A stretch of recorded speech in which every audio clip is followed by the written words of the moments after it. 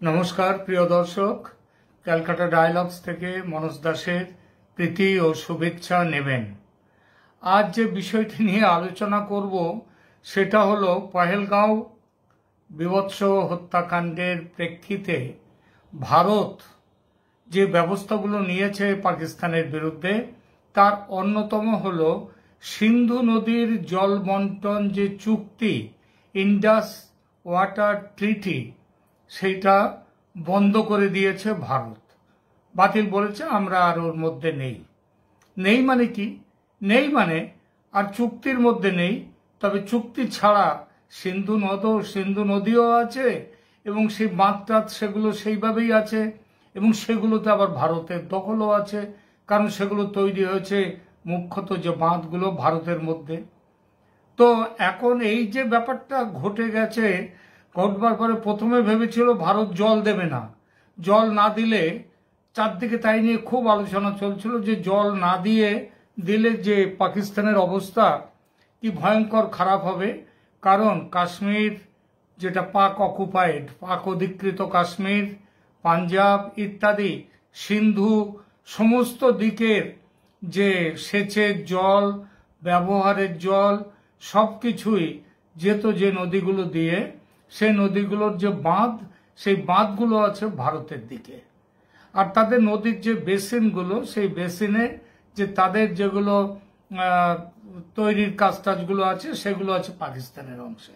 অর্থাৎ মূল যেখানে জলাধারে আসে, সেই জলাধারগুলো হচ্ছে ভারতে।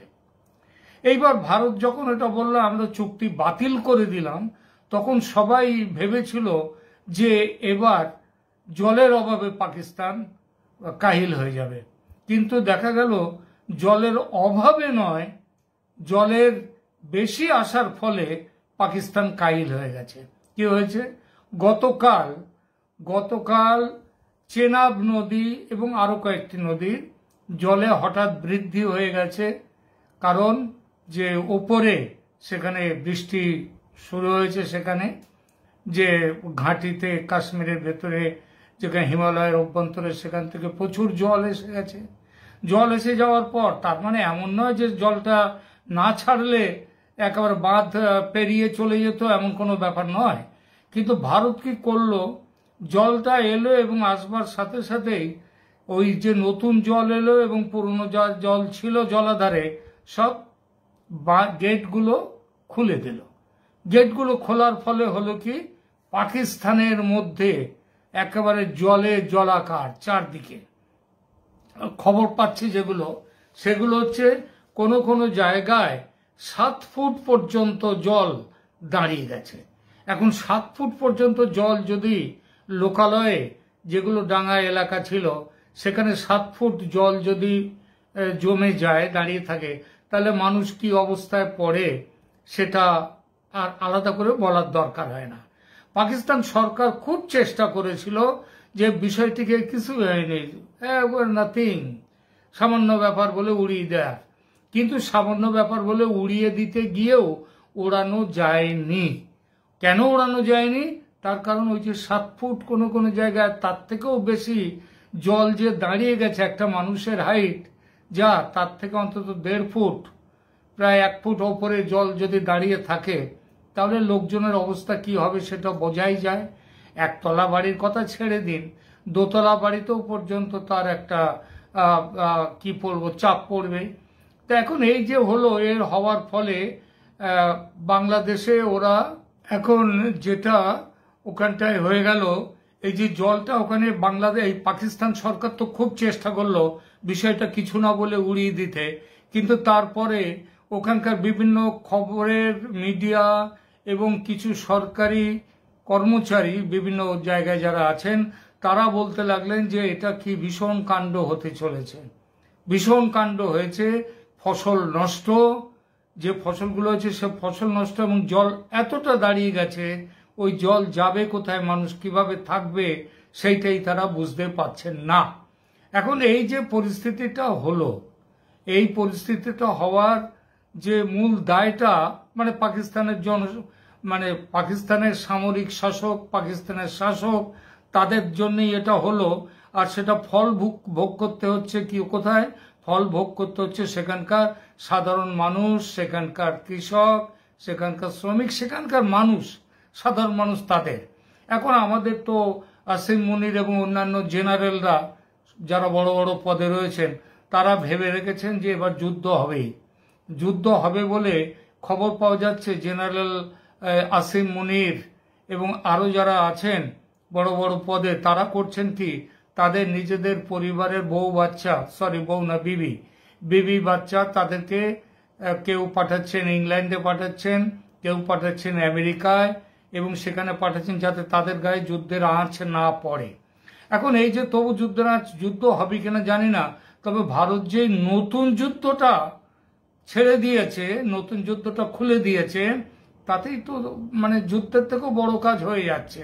যেমন ধরুন, আমার তো পাকিস্তানের অবস্থাটা তো শুনলেন, কিন্তু এইটার দিকে আর একজনের নজর কিন্তু ভীষণভাবে রয়েছে, এই জলের যুদ্ধ এর উপরে আর একজনের নজর ভীষণভাবে রয়েছেন। তিনি হচ্ছেন আমাদের, আচ্ছা না, তার নামটা একটু পরেই বলছি। আমার এই প্রসঙ্গে এই জায়গায় অবধি এসে আমার একটা গানের কথা মনে পড়ছে, একটা হিন্দি ছবি, বিখ্যাত হিন্দি ছবি, অসাধারণ অভিনয়, ওয়াহিদা রহমান নায়িকা, তার মুখে গান, নায়ক দেবানন্দ, ছবির নাম সিআইডি। এই ছবিতে নজরুল সুলতানপুরীর লেখা এবং অপি নায়ারের সুরে একটা অসাধারণ গান গেয়েছেন শামসাদ বেগম এবং আশা ভোসলে। শামসাদ বেগমের এই গান যে কি জনপ্রিয় ভারতের লোকের কাছে, মানুষের কাছে, আমার মনে হয় বাংলাদেশেও এই গানের অনেক জনপ্রিয়তা রয়েছে, তারাও জানেন। গানটির কথা হচ্ছে কাহি পে নিগাহে কাহি পে নিশানা, মানে নজর একদিকে আর নিশানা তীর ছুটছি আর একদিকে। এই যে ভারত এই যে জলটা বন্ধ করলো, এই যে তীরটা ছুড়লো, সেটা কোন দিকে? সেটা পাকিস্তানের দিকে। আবার নিশানাও কোথায়? পাকিস্তান নিশানা, কারণ তাদের জন্যই তো এই ব্যাপারটা হলো। কিন্তু এটা থেকে আর একজন, তিনি এই গান থেকে তিনি শিক্ষা নিচ্ছেন, তিনি ভয় পাচ্ছেন। তিনি নোবেল জয়ী বাংলাদেশের প্রধান উপদেষ্টা ডক্টর মোহাম্মদ ইউনুস। তিনি ভয় পাচ্ছেন, কারণ ওই যে কাহি পে নিগাহে কাহি পে নিশানা, এই নিশানাটা আপাতত পাকিস্তানের দিকে, নিগাহ হয়ে পাকিস্তানের দিকে, কিন্তু ব্যাপারটা উল্টে চলে এসছে মোহাম্মদ ইউনুসের কাছে। আর মনে হচ্ছে যে নিগাহে পাকিস্তান, নিশানা বাংলাদেশ, ঢাকা। আজকের এই যে এটা করছি এপিসোডটি, এইটার নামই দিয়েছি যে সিন্ধু নদীর জল বন্ধ হলো, কিন্তু বাংলাদেশে ইউনুস মিয়ার চোখে জল ঘনিয়ে এলো কেন, ছলছল করছে কেন?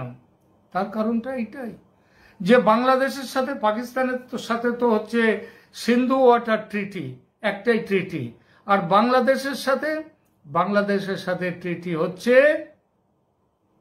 অনেকগুলো ট্রিটি হবার কথা, অনেকগুলো নদী। এই প্রসঙ্গে কয়েকদিন আগেই একটা এপিসোড করেছি, সেটা হচ্ছে বাংলাদেশের কোন কোন নদীর জল এবং গঙ্গা জল বন্টন চুক্তি, যেটা আমাদের শেখ হাসিনা সরকার আসবার পর ভারতের সাথে যে ব্যাপারটা নিয়ে চুক্তি হয়েছিল, সেই চুক্তির সময়সীমা 30 বছরের চুক্তি ছিল, 1996-তে করা। সেই চুক্তির সময়সীমা শেষ হয়ে যাচ্ছে সামনের বছর 2026-এ। এবং এই গঙ্গা বন্টন জল চুক্তি কি আছে তাতে বলা আছে, অন্যতম অনেকগুলো তার মধ্যে রয়েছে, যে কবে কখন কতটা কি জল দেওয়া হবে, সমানভাবে ভাগ করা হবে বাংলাদেশের সাথে জল। কিন্তু সেই সাথে সাথে আরেকটি কথা আছে, সেটা হচ্ছে যে ওই চুক্তি সমান সমান জল টল ইত্যাদি সব ব্যাপার থাকছে। এছাড়াও অন্য সময়ে যদি প্রয়োজন বোধ করে, বাংলাদেশ যদি চায় 35,000 কিউসেক জল দিতে হবে বাংলাদেশকে, তাদের চাই সেই জলটাই বাংলাদেশকে, সেই জলটাও দিতে বাধ্য এই গঙ্গা জল বন্টন চুক্তি অনুযায়ী। এখন যদি 26-এর এই যে বাংলাদেশের সঙ্গে ভারতের যে চুক্তি আছে গঙ্গা জল বন্টন চুক্তি, এটা যদি এই চুক্তি যদি তার সময় শেষ হয়ে যাবে সামনের বছর, সেটা যদি পুনর্নবীকরণ না হয়, তাহলে কি হবে? গেল বাংলাদেশ, জল দেবে না। আবার কি হবে, যখন দেব না, যখন তোমার দরকার দেব না জল, কারণ তখন তো দরকার আমারও। গরমের সময় বৃষ্টি কম, তখন জল আমারও দরকার, সুতরাং জল তখন আমি দেব না, আমি রেখে দেবো। আবার যখন বর্ষা আসবে, যখন জলাধার প্রায় ছাপিয়ে যাবে, জলাধার ছাপানোর মতো অবস্থা হবে, তখন আমিও জল ছাড়বো। আগে হিসেব করে জল ছাড়তাম যাতে তোমার ক্ষতি না হয় খুব বেশি, এখন সেইটা থাকবে না। এখন তো ওই যে না, প্রত্যেক বছর ভারতের মেদিনীপুর, তারপরে বর্ধমান, এই সমস্ত এলাকা জলে ভাসে। এবারও এসেছিল, এবারও প্রত্যেকবার জলে ভাসে, কারণ আমি জল ছাড়লে, গঙ্গা ফরাক্কা থেকে জল ছাড়লে সেই জল বেশি পরিমাণে বাংলাদেশে গেলে বাংলাদেশ ভাসবে। ফলে এতদিন হয়েছিল কি, ভারত